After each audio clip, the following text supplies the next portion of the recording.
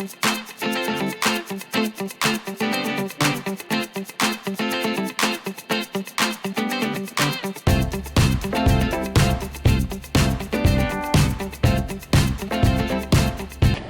hello everybody. This is DearMamaSal, and I guess for everybody just about now, I'm gonna need to wish you Merry Christmas for those that celebrate it, and Happy Holidays for those of you who are just in the holiday spirit. I say that because by the time this vlog goes up, it will probably already be past Christmas for some of you. The reason I say that is because I realize that I've got to go out for dinner tonight. Not got to, I choose to go out to dinner tonight with some friends and celebrate Christmas. And I won't be back until very late tonight probably, and who knows if I'll have time to put up a quick vlog. So I'm not going to make this a very long one, because obviously if there is a way I can put this up during the midnight, I will do so. The other thing I wanted to tell you is really great news. I found Angie, or she found me again. I talked yesterday about the viewer who had helped me during December and how grateful I was to her. And it turns out that Angie lives in Greece. She has strong connections to Washington State, which is how she first found Benji and Judy online on YouTube. And then, guess what? Also found DearMamaSal. And so I want to tell you that made my morning this morning, Angie, just so that you know. You know, you wrote to me and said I made your year by giving you the shout out, but it's like, it really made my morning, because I sort of, you know, I have my computer right next to my bed, and I use the computer screen as a nightlight. I don't know if any of you relate to that. I just hit the computer and it, you know, makes it come on, and that's my nightlight for when I, you know, groggily make my way to the washroom. And so I sort of went clunk, and then I went, oh, I've got a personal email.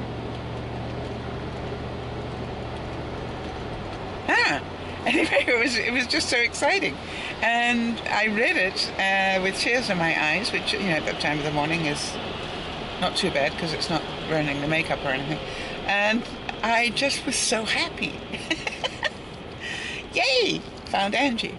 So Angie, just do me a favor. I have no idea, you know, which day of the year December will be in 2016, but you know you got a job, right?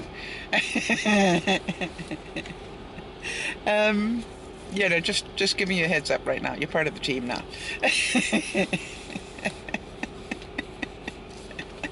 Yeah, I can see her going, oh, goody.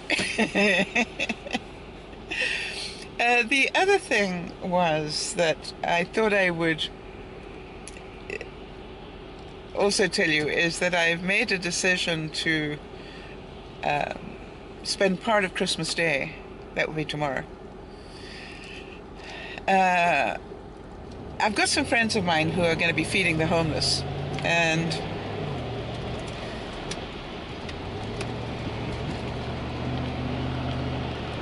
you know, they told me they've got more than enough help, which is great, but I've decided I'm going to go and give free hugs. You know, that's my contribution. I give really good hugs, and my experience from having done it before is that you'll be amazed how many homeless people, one of the things that I learned about them is when you're homeless and vulnerable, you also lose a lot of human contact. You know, you withdraw emotionally and physically from a lot of things. And Therefore, to actually have human contact is pretty scary for them, but also much needed. And so I am going to be getting some clothes on that I can wash easily. Now, I say that because my experience from the last time that I did this was I ended up with, you know, pretty dirty clothes, because people had sniffed on them and cried on them and slobbered on them, and it was just amazing. And I think the greatest memory I have was of one man who, as he hugged me, told me that he used to be quite a successful businessman.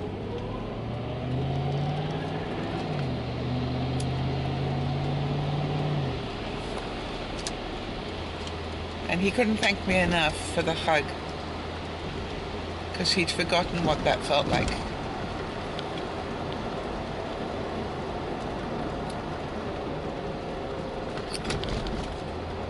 And I said, I believe that you have the ability to fight your way through this and come back to your world in a different way, in a better way.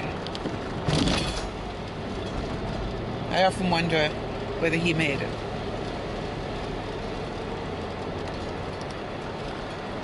I hope so.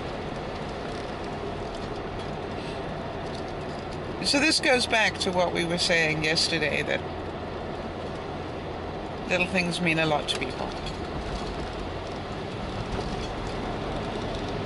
Little things that really you can't buy.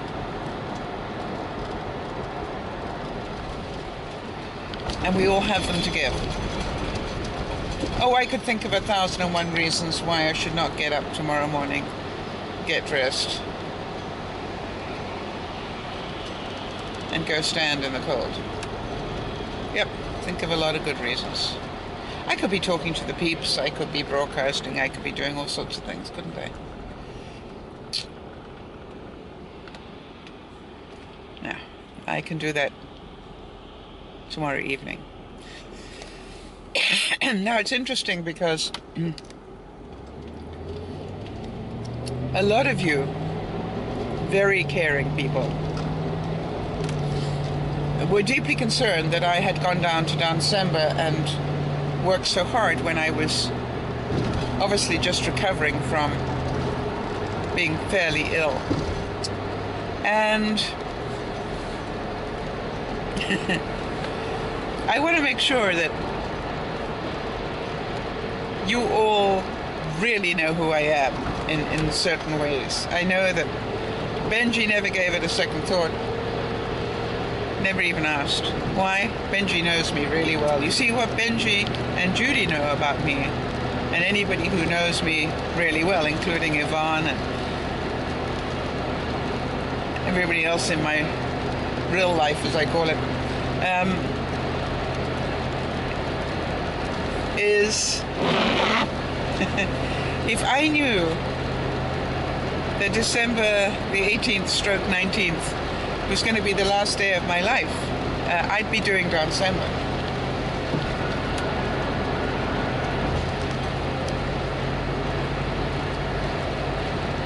You know, I would not be doing anything else.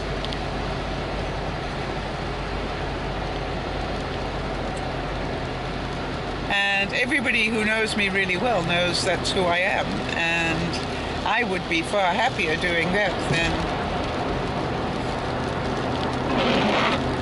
I don't know about the rest of you. I'd like to go out doing what I love to do.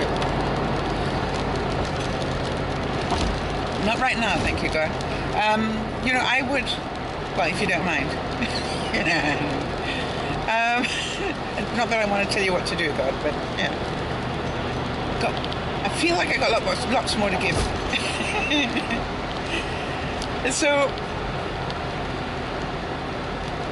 I just look at it and go, sometimes our fear for others, you know, overwhelms their happiness.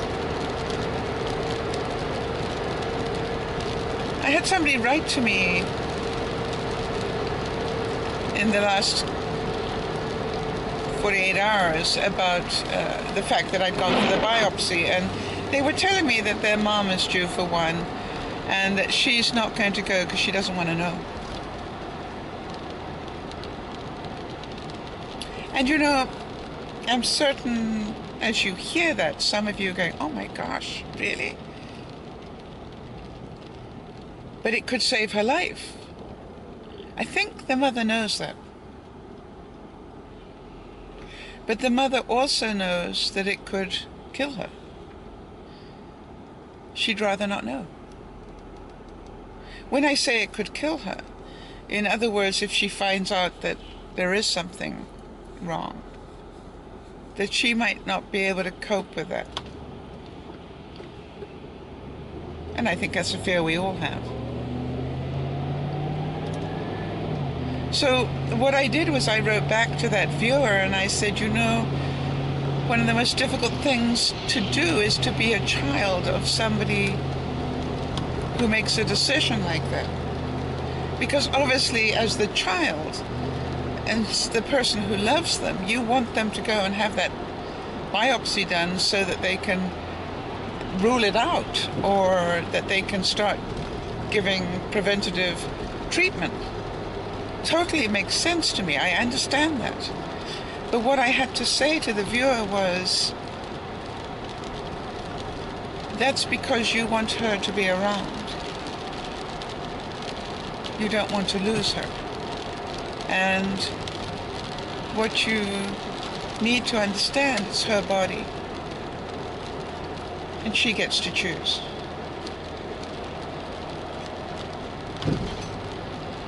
And so I think that happens a lot where, you know, our loss is drives us, you know, our fear of loss drives us so much. Now, that sounds like a sad story to be telling on Christmas, but I don't think so. I think Christmas is the season for giving. And I think perhaps this Christmas I would ask you all, one of the greatest gifts that we can give each other, surely, is the gift of allowing you to be who you are. If that makes you happy. Regardless of my judgments, regardless of my dreams and schemes for you, regardless of what I would wish you to be happy.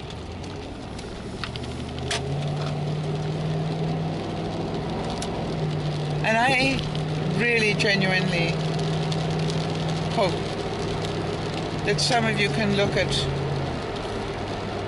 your lives and say, who do I need to say that to? Who do I need to just take one split second and say, you know, I've made a lot of judgments about how you live your life, or how you want to live your life, or how you're dealing with this thing. And I'd like to tell you that even if I've never said it, my motivation is I so desperately want you to be happy. I want to see you happy. I realize that not wanting to lose you or not wanting you to go down this path is my stuff. It's my selfishness, because I don't want to lose you. But really know that I want you to be happy.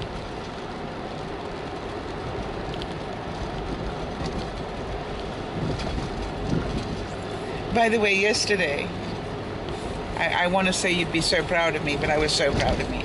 Have you noticed how we say that? Oh, you'll be so proud of me. When really what we're saying is, I was so proud of me. I was so proud of me yesterday. I left work. I popped into one store on the way home and picked up a couple of gift cards that I needed. I then popped into the local dollar store and did a blitz shopping spree. By the way, here's a trick. that I've learned at Christmas time. If you need to go to a dollar store or anything else like that, go to one that's in a business area. I went to the one near my business, and guess what? It was almost empty. I mean, there were plenty of people in it, don't get me wrong, but by comparison, a couple of days before Christmas, it was almost empty.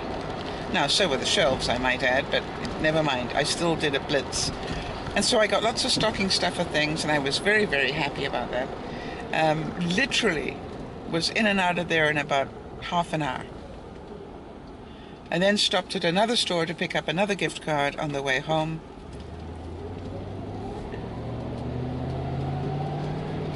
And yay! Now, I didn't buy a whole lot for anybody because, as you know, I'm broke this year. But that's okay. And I did a lot of little things at the dollar store. That's okay. Everybody will love them.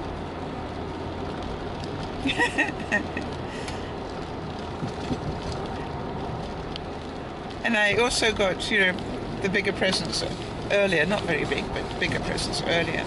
So I was very, very happy with my little moment of joy. Such fun. And, Yvonne is off to go and see her father, who is well into his 80s. And while I was busy in the dollar store, I found, he loves doing crossword puzzles. Always has, as long as I've known him, which is close to 20 years now.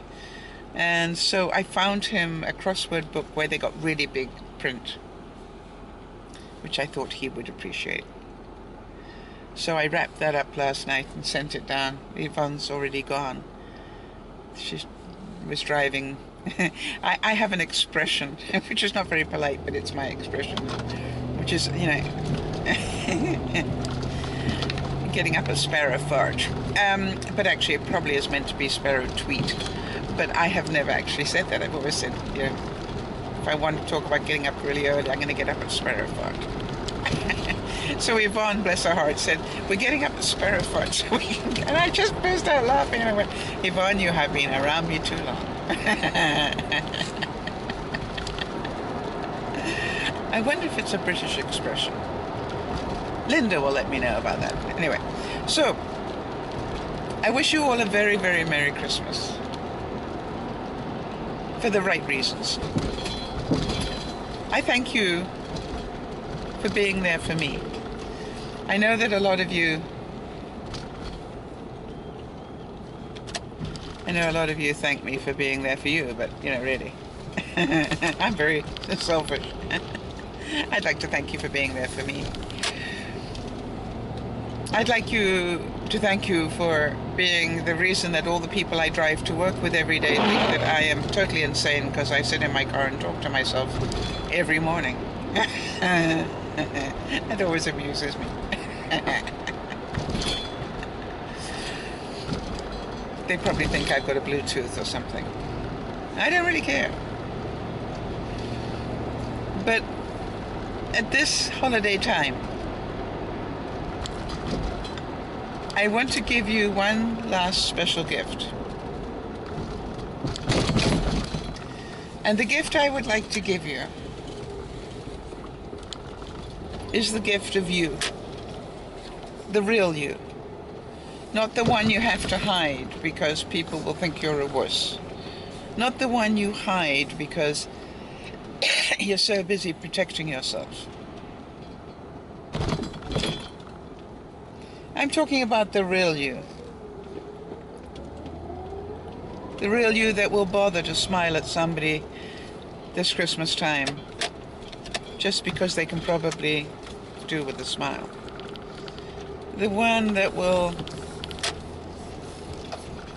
not worry about being perfect, but will worry more about perfect beings.